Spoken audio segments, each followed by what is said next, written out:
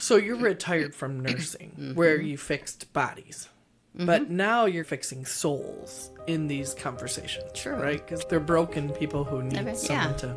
Never thought about that. Welcome to Open Seat, the podcast where we create a space for authentic conversations about faith, unfiltered and unapologetic. Here, we believe that every story matters. Whether you're questioning, seeking, or steadfast in your beliefs, you'll find something relatable in these heartfelt discussions. So grab your seat, get comfortable, and let's dive into today's story here at Open Seat. Okay, so today in the Open Seat, we have Sue Clegg joining us. Good morning and thank you. Hello, and thank you for asking me, I think. We'll find out by the end of this. Okay. So why don't you tell us a little bit about yourself to start out? I didn't actually grow up in Adrian at first. My parents were from here. My mom went to this school for her whole kindergarten through 12th grade. And my dad actually went to public school, Adrian High, and my mother's best friend, Mary Lyon Smith, said, I'm going off to college. You should go out with Don or whatever. They did, but then my dad went in the service for 20 years. Oh. Yep, he was in the Air Force. Okay, so you traveled. All the way. I didn't move here till I was 10th grade. Oh. So I'm thinking that there's 5 of us kids, and we're all born in a different place. Oh. Yeah. But it was nice because then they did come back to Adrian in 1969. When I went to the high school, it was like, I move every 3 or 4 years. Having these new classmates in high school, that's okay. So that worked out nice. And where was your favorite place you lived? that I can remember. I wish I would remember Alaska. We lived in Alaska, but I was 5 to 7 or something like that, 4 to 7. But probably my favorite place, I want to say Japan. Oh, yeah. Yeah, because Las Vegas was pretty cool, too. I was about 11 or 12, or 9 to 11. But I'd say Japan. But then Vietnam War came. My dad had to go there, and so we had to come home. But I can remember it, and that's when you could be a young, on-your-own kind of kid at 12. Yeah, I'd be walking across the field and catch the Denshaw, the train, go into the base, walk around the store, and come back. Who can do that at 12 anymore? That's pretty cool. It's pretty fun. It's interesting because we have a couple of Army kids in our programs, and their favorite place is Japan, Okinawa. Really? Yep, Okinawa and Yokohama, those are the places that I lived in. Yeah, that's her favorite. Yeah, me too. And I think it's just because it's so different, and we get to experience just different culture and that kind of thing. So, did you have a big difference between military school and public school? Like base school and public school? I don't think so. I went to a lot of schools, though. Yeah. Because if we would move on base or off base, just 7th and 8th grade alone, when we were there, I went to 4 different schools because we'd go off and on and off. I was fortunate when we moved to Las Vegas. But a Catholic school, 2 years. Don't really remember it extremely well because it was 2nd and 3rd grade, and that was a long time ago. But I can picture it, and I definitely remember all the little things, just not the school part. But so that was pretty fun. So then we came here. I was 10th grade. My brother was 11th grade. My other brother went in the service, and my younger brother and sister were just little. So they got to go to Catholic Center when it closed in 1969. It did. So I didn't get to go there, which I guess was a blessing because then I met Ed. Yes. I probably might not have met him if I'd gone to. But I really wish could have gone to Catholic Center. But my brother and sister got to go. I think the grade school was still open when they were here. So they got to do that. And So you met at Adrian High School? Yeah. Were you in the same grade? Or Nope. was he older? He was younger. Oh, you cougar. And what happened, too, is when we came here, credits, how are so crazy everywhere. I went 10th grade twice. My brother went 11th grade twice. But like I said, since we moved, it wasn't my friends I had to stay behind. Yeah. And so that worked fine. But that put me, so I was a sophomore. I didn't meet him till I was a senior. He was a junior. So he's 2.5 years younger. Okay. And I haven't trained him yet. How many years of marriage? This year will be 49. And still not trained. No. So I've given up. But he doesn't need that much training. Okay. He's pretty good. Okay. Pretty good boy. Good. Pretty good boy. So really we've been together probably 54, 55 or whatever. Yeah. And all the high school, and there's always the breaking up and going together. But Yeah. he went off to college and that kind of thing, and then I followed. Then we came back here. So you went to college. What did you study? I went to nursing school. Okay. And that was kind of a neat little accident. I think we always talk about, sometimes I always say, what does God want me to do? I can't quite figure out what I'm supposed to do. I wanted to be a gym teacher. In high school, they said, 70s, not a good time to be a teacher. Don't think about that. And that was the end of that, which I wouldn't have been a good teacher. Like speaking in front of all those kids or whatever. I don't know. But I came back from Ann Arbor, and my friend Maggie Garno-Clift, she said, hey, we really need some help in Provincial House. So I said, I guess I could do that. Most everything before that was retail. So I started working at Provincial House, and that's how I learned I really like this nursing stuff. So kind of went from Provincial House over to being an aide at the hospital, which turned into going to nursing school. And so I went in Ohio in that terrible Defiance. Oh, Defiance. Yeah, Okay. way back in the woods back there. Yeah. Yeah. And it was funny because at that time in the 80s, the hospital was RNs were only behind the desk and only did all the paperwork and the charting and everything. And we got to be with people. Oh. Like out on the floor. And you know me, who never stops talking, that was where I liked to be. So I went to LPN school, licensed practical, and I just kind of stayed there. Dr. Stickney kept trying to talk me in, go further, go on. And I thought, this is what I like to do. And so I never said, it wasn't about the money. It was about love of your job. I can help people, and I can just touch them and talk to them and teach them and stuff like that. And that's what I like. Did that for, 40, 50 years, whatever it was. I was at Bixby for 38. Before they tore it down. On, off, yeah. I didn't go to the new. I didn't go to Hickman. It is crazy to see Bixby is that no it's longer not there anymore. Yeah. Kept watching it and come over the hill, and it's not there. You think about all the memories. Like yeah. Children born or all of those things. The people that you've met and the children. Yeah, and people will say that or whatever. Yeah, and I remember. Vanished in 2 weeks. Yeah. Yeah, so good thing for memories. Yeah. Yeah, good thing for memories. Yeah, because on Facebook there is a one for all us nurses. Oh. And people kept commenting on all the memories that are there, and then the building is not, but the memories are. Yeah. Yeah, it's crazy. Yeah. So you want to tell us how your faith has played into your nursing? Has it played into your nursing, or are they separate? Not at first. That's the part that I feel like, well, I'm not good at this. Or what? Not the nursing, but because my mom, like I said, she went to this Catholic school her whole life and everything. But she was raised by 2 aunts, and I don't think that they thought she'll get everything she needs at school. And I think back in her era in the 40s, it was kind of in my generation too, you just do it. No reasons why. And so she definitely, my dad turned from Lutheran to Catholic. Okay. But he wasn't quite as strong as she was. But I think she didn't know how to teach us how to read the Bible. She didn't teach us to say the rosary. And it always amazed me. And then you don't think of those things till after they're gone, saying, why didn't I ask her, you know? And so at first, the nursing, I didn't realize, that it was. It was probably the Holy Spirit working through me to want to help all these people, you know, and just love helping them. I just always say I'm glad that God let me live this long, because it took me all this time to figure it out, and now I realize how important it is. But as a kid, I just went through the motions and had the faith, but didn't really know how to use it or appreciate it. And then it made me look back at my kids and say, okay. Of course, I didn't quite figure this out till they were already gone. But we definitely practiced everything, and they can say the rosary and that type of thing. So hopefully you learn from your experiences of.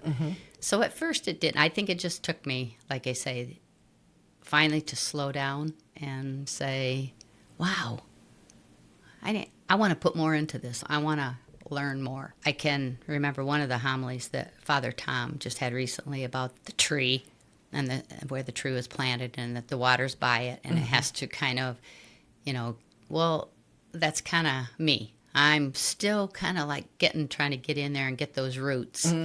And that made a lot of sense to me that there's always a lot to learn, and I now want to learn that. So I think it's a lifelong process. Oh, so you have to give yourself some grace. Yeah. And we'll never get to the end of it until the end of our life. And thank goodness for that, right? Yeah. Thank goodness I lived this long. Me too. That's what I say too. I say it's quite a blessing that when I wake up in the morning and I get another day, and that I got to live 72 years to be able to figure it out rather than not figure it out and then don't have that chance before I'm gone. I want to learn more and more every day. So what kind of stuff do you do to learn more? That's one of those things where I want to say I'm not a good reader, but it's not good I can read really well, but I'm not good at sitting still. That's where I pray sometimes is take my selfishness away, because I'm always thinking about what I have to do. What am I going to do? Where am I going to go? And I can't sit still. Even at home, it's usually I'm all over the place. So I actually set my alarm on my phone saying stop for a minute. And as Matthew Kelly says, go to that school of silence. So that those are the things that I do read, but sometimes I'll read later because we're late night people. But then by that time I'm tired. Right. And so I sometimes have to stop. So I definitely do some reading, and because I've done some of and it used to be all the books that were just fun, Nicholas Sparks and Daniel Steele and everything. But now you're right, I want to get caught up and learn some of so I have done The Miracle of the Journey, or whatever, about Metagorgia. Oh, yeah. Metagorgia, or whatever. And that was very interesting. I read the Mother Teresa one, and I read all the Matthew Kelly ones. So I'll definitely, and I'm doing the Bible it would be nice to have been reading that all my life, because it's harder for me to understand now. So I do the Father Mike Schmitz, and that's helpful from the standpoint of when you get to some of the Old Testament where all the names are, then I kind of lose. I'm trying to sound out names, which is silly. I just go through them, but when he reads it, and then I like the fact that he kind of explains it a little bit, and just in case that was one of the parts I didn't understand. Sure. So that's nice. And so I'll do things, podcasts and YouTube and things where people talk to me. Okay. Instead of, so I do my reading, and but I probably don't. Ed would read 14 hours of a 24-hour day if he could, which he does. But some people are just sit down and read kind of people, and I'm too busy. Busy bee. Some people are doers, and it's all about gifts, right? And as long as we use our gifts to glorify God, it doesn't really matter. I agree. I have recently found audiobooks to be super beneficial. And I used to do that, so that's what I should do, because then I'm more attentive to listening rather than, that's a good idea. That can be my next step. I used to do that when Emmy went to University of Kentucky. Perfect 5-hour drive. Oh, yeah. I could get a whole book done and then listen to a whole nother one on the way back. Yeah. But that's a good idea, because then I know that it will keep my attention better. Yeah. So that's why I say about reading, I think I'm just attention deficit, not so much in the reading part. But that's where, like you said, I think that's where I feel I was given gifts, because I always say, what am I here for? What am I here? God, what do you want? What do you want of me? And I think you're right. I think I love people. So I love going to the nursing home. I love going to the hospital. I've met some of the nicest people, and that just want to talk. They just want to talk. And so I love doing all of the little things, like you say, that are just where Ed would not be comfortable with that. He's great and intelligent and a good, but not comfortable. So I think you're right. I think that sometimes your Gifts are given in different ways. Yeah, I firmly believe that. Me too. And so do I. It's like the Corinthians reading where it talks about each gift builds up the body of Christ, right? And right. So if we were all the same, the body would look the same. That's true. That's true. And then everything wouldn't be covered as far as some people would be forgotten or... Yeah, and it fits into our purpose, right? Our gifts should usually match our purpose. Right. And so if you're equipped for the journey and, so... have you found your purpose? I feel like at this point that I always ask him, what do you want me to do? What is it? And I think that's it, to go out and like over COVID, I knew that my mother-in-law, as an example, couldn't have Anna come in and clean her house. And I got thinking, there's got to be other people like that. So Deacon then gave me a couple of names. Arlene Ball was one of them. And I found when I went over there, it was an hour and a half of talking and maybe half an hour of my cleaning. That's what she needed more. Got to know her really well. And that's just some people that I wouldn't have known and learned, that they're... And so Marie Libbs, I go see her too because they were twins, yes. birthday twins. Same birthday, yep. Same age, same birthday. Yep. And that, and like I say, going to the hospital and that kind of thing is, I don't know, I just, like you say, I think that's where he wanted me to be because I talk a whole bunch. Not always say things, but I talk a lot. And so I wouldn't be useful behind a desk somewhere or behind, Sure. So you're retired from nursing where you fixed bodies, but now you're fixing souls in these conversations. True. Right? Because they're broken people who need someone to... I never thought about that. Yeah. And same with the nursing home. It was the same with... sometimes I'll go...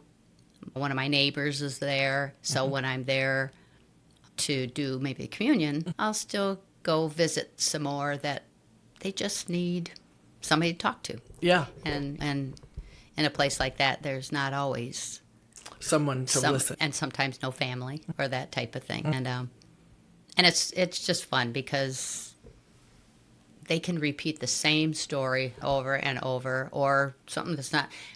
Who cares? Yeah. You know what I mean? Yeah. I very much enjoy... I'm not a leader, but a follower. So just put me anywhere. Anything, anywhere you want me to just help you with something, that's what I'm a good gopher. So you've had a lot of different ministries within the church, too. I did. I was surprised that I taught religion that long ago. Because like you said, I wasn't as strong as I feel now. And it's kind of like, wow. But I had third graders. And that was fun. That was fun. And I amazed myself that it's like, wow, I can do this? Yeah. I did for about 10 years, along with Steele. 10 your aunts. years. Yeah. Wow. And then I had to go to midnights. So then it was harder. Yeah. And so that's the only reason why, But I met a lot of nice people that taught also at that time that are still friends. Yeah. I always tell people, I'm like, just try it. I guarantee it's not going to be what you think it is. Right. Yeah. You think it's harder, or like I said, I don't know if I'm a teacher. I don't know if I can do that. But that's because they put me on their level. Well, that's the other thing, right? Is like we think we have to be these like theologians. Right. And I'm far from that. And in all reality, the domestic church, our homes, are the first place kids learn. And this is just a supplement to that. Right. If we're being honest. And it's a privilege to get to work with them. But they don't want you as anything but yourself. Right. And at first, I think to myself, too, they maybe don't want to be here, but their parents say it's Wednesday night, you're going to religion. So you had to make it, like you said, enjoyable and put it on their level so that, and they were such a joy to me. They gave me back as much as, or some of them you could tell really wanted to be there and they could teach me. Yeah, they can do a lot of things. Oh, yeah. I learn far more than I think I will ever teach in my lifetime. I can imagine. And the other thing is, I start out class sometimes where I'm like, what percentage of you wants to be here? And where's the other whatever percentage. And it's amazing what you find out that is happening in their lives because we look at things and we're like, oh, this kid's in a bad mood. Why? You know, why? Yep. And then they'll get to you and you're like, I'm like 25% want to be here. Wait, what? And I'm like, I got 75% of other things going on and I had to leave them to come and do this. And it's like, oh. Yeah, we never know what's going on in someone. And that translates to sometimes too when other things in our life, we'll take that and we'll get angry at this or angry at that or whatever, and we'll go, I don't know what happened. They could have just lost a family member. They could have just had an argument. They could have had an accident. But you're right, we don't stop and think of all the other things that are going on in their life. And that's when I knock myself up against the head and say, hey, you know what? Somebody was nice to you, now be nice back. And so it's like you say in that class, that probably is a nice place for them to come to because, yes, they have a lot of things going on, but they can come and learn all about how God can help them through all of this. And then I think they go away more fulfilled than they came. Yeah. I think so too. But and then I helped Robin too. I helped Robin when I don't even first communion stuff was during that time. Yep. And that was fun too. That was fun, and I even got my grandkids to come to religion class and that was nice because I think it gave them the foundation, because I always think people come back if they can have that. Because Kyan will ask me sometimes, my oldest grandchild, he will ask me sometimes some questions. And I said, oh, good, it's still in there and you're still thinking about it. And because they don't go to church. But they'll be the first to ask me when it's something about, are we going to church this? And so it's like, I keep telling people, never underestimate the value of your witness. Because it's not the people who get beat over their head with religion. It's not. They're probably the ones that might turn away for a while because it's okay, this is too much. One of the people who had the greatest influence on me growing up was my grandma. And she didn't... Your grandma Schwartz? Okay. And I didn't often see her pray. I mean, we went to church together at times and stuff, but I didn't often see her pray, but I knew that rosary was there. And if I needed something, it would be used. And her prayers were powerful.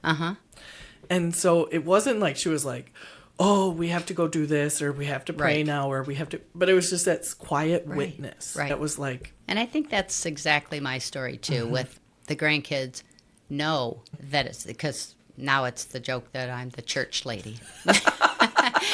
Ed will always say, yeah, your grandma the church lady, that type of thing. Because like I say, I go and do things more with it, and I'm trying to put more into it. And so you're right.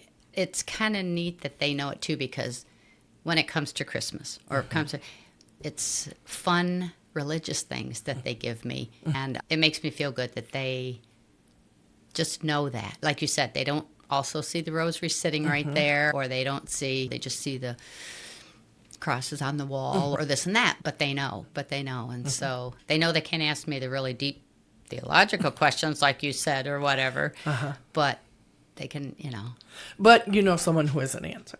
And that's helpful too. And it was nice too when you say, kind of in a different context, when you say somebody that knows the answer.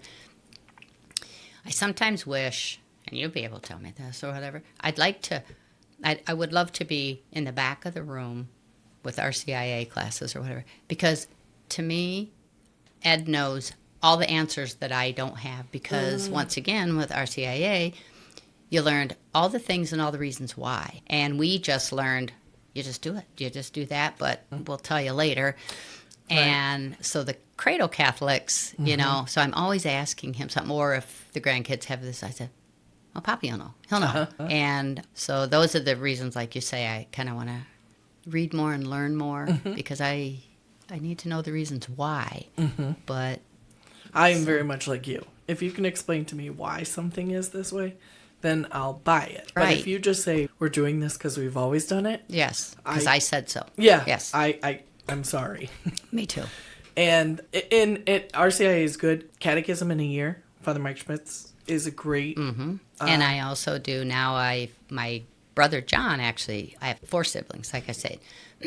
One brother, we're still working on him because he kind of went backwards, and I don't know what he thinks about if God is there or not there. Okay. But the others are all pretty close and everything. And my brother John told me about the Father Mark Mary Oh, Ames yes, or whatever. yes, yes, yes, and I yes. already knew. I'd already seen him on podcasts and things, or YouTubes, but I do the rosary in a year. Okay. And what I liked about that, it's not just do a rosary. I can do that on my own, but I like he'll take one little part and then explain that. And that makes so much more sense to me to break it down, and sometimes it's not always what the words say. And so I do that also with in the morning. Oh, okay. Yeah. You know who else is a good information source is Sister Janet Scheffler. She has written some books I know the name. on the history of prayers and what it means and then how to incorporate them into our lives. Okay. So it's a really good resource on that, too. Okay. Is it just books, or does she have... No, hers are just books. Okay, But they're easy which to is read. okay. Yeah, which is, I don't mind. I just wasn't sure where to look for it. I think we probably So. have the same attention span, and I could read it, so it was good. And there's one on the Creed, even. Oh, Yeah. Perfect. So there's some really fascinating things. perfect. But yeah, those are some good resources for the back stories on why things are what we do. And that's what I need, because sometimes you can say your prayers, but you're not always sure in what context they mean them. Yeah, I think about the Our Father. We pray it every Sunday. Forgive us as we forgive those. If I really implemented that, holy cow. I agree. It just takes us in that direction of, oh, so that's how I can incorporate that. And Yeah, it stops being words and starts being my life. or the Apostles' Creed.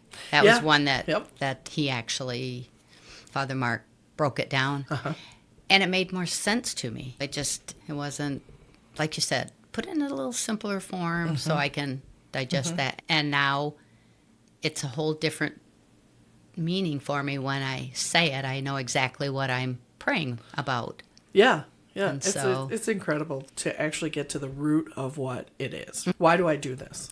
And I have a lot of blessings in my life, I have to say. And that's how come I think I even more want to soak it in, because I've been given so much. It's time now to give back to him. He's the one that gave it to me, that type of thing. Because one example is, I think we were meant to have more kids. He said, okay, you can do that. But we only had our oldest, Emmy, and then my sister came to us and said she was going to have a baby and said, I can't do this. And she said, you want to adopt her? Immediately. There was not even a question. And then Travis is our son, and he was a little street kid around here. We put him in foster care, and he comes back and asks us if we want to adopt him. And I said, thank you. I mean, those are just blessings that didn't know that we deserved. But it's just been wonderful. And all the little things, I'll ask Mary to advocate for me. And I always feel like we say prayers are answered. They come in different forms, not the way I'm thinking that they're going to, but that must be Usually the way better. yeah. And like I say, not always exactly like I was thinking. So I'm thinking, okay, I guess that's what you want me to do, not this one. They're always answered. Prayers always seem to be answered. So that's why I feel like I need to answer back. What is one piece of advice you could give your younger self? I don't know. Just be kind to everyone, because that's the way God wanted us to be. Just be kind to everyone and go out of your way to even if you don't like them. Don't be self-absorbed in yourself. And because I think that's the way that we're all supposed to, like you say, just even pass it on to his works and that type of thing. That's what he wants of us. So there's just too many people that are self-absorbed, and then maybe that would have been better for the upbringing of, like we say, having that foundation and being able to use it even better. I think it's hard, but I think it's pertinent. And There's a lot of wisdom that you've shared with us. I'd have to think about that one for a while. I'll come back and tell you in a couple weeks. Now you're off on a journey. I apologize. That's good. Kind of makes me stop and think, that type of thing. So I'm definitely, though, I'm a Satan training, that's for sure, though. I'm an apprentice down here, and I gotta see if I ever make it to that. To the big show? To the journeyman card. I don't know. To the journeyman card. Yeah, let's see if, I don't know. I think we're all on that journey with you. And Right. one of the beautiful things that I've learned is how much you companion people on that journey. So Yeah, it's right. been a blessing. Yeah. And I think that kind of goes along with what we just talked about, being kind to people and helping people. And even if you think, okay, they're weird or they're mean, or how do you think that they're going to turn around? And I'd like to get stronger at being comfortable talking to people about carrying that message of him to them. Sometimes you think that they don't want to hear it, but they probably do. Yeah, and I'm sure you've come across this. The amount of people who think a particular behavior is normal, but really is not. But they Right. didn't know any differently. Or too quick. Experiences have hardened them. And if you could just have that one person or so to show them and talk to them probably about God and those type of things, that might soften them right up and bring the person out that they really are. They just need, it's like we talked about earlier about coming to class or doing that. Maybe that's just what they need. And you could be that person until you don't You be gotta the do tough it guy. to get your journeyman card. I don't think I got a while yet. I'm working on it, but yeah, I'm definitely in training. Well, I want to thank you so much for sitting down with us today. You have shared Thank you. so much, and we are so grateful. Thank you. Thank you I was very nervous about this. My hands are still even sweating down here, but thank you for opening up my eyes too. Once again, we thank you for joining us today. We hope that wherever you find an open seat in your life, you will invite someone to join you.